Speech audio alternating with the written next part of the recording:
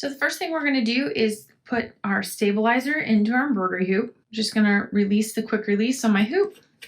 Make sure I loosen my screw. Take the inner ring out. I'm going to lay my light mesh stabilizer over the bottom part of the hoop. I'm going to take the top part of the hoop, making sure that I can read my numbers and my words that are on it. They're not upside down. And I'm going to lay this into the hoop.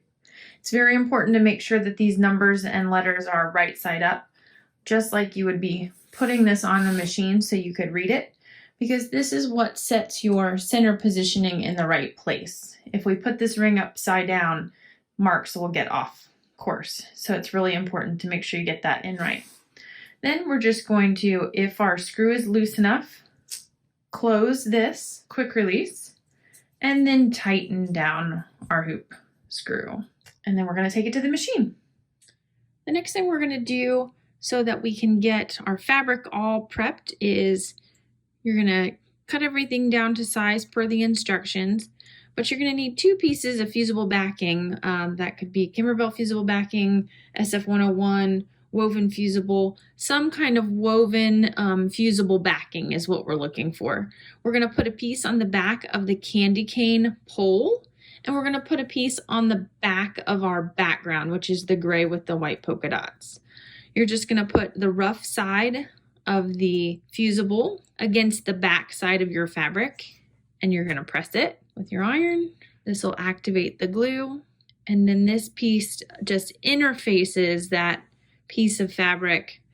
It helps on the gray piece to support all of the stitches, and on this flagpole we're going to be creating this on the bias because we're going to put it at the angle to create that candy cane stripe. So that's going to help to interface that and give it a little bit more support as well.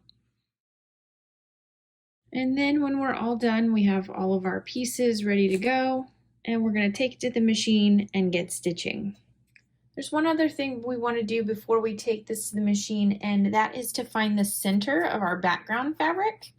And to do that, you have a couple options. One, you can measure and mark with your ruler. This is what the instructions tell us to do with a water-soluble pin, and just mark a crosshair here.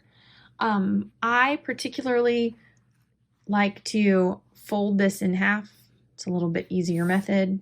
You just kind of press that out. You can even finger press it.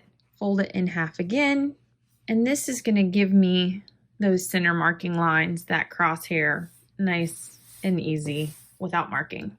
So now that I have that, I can place this in the center of my hoop correctly before we start.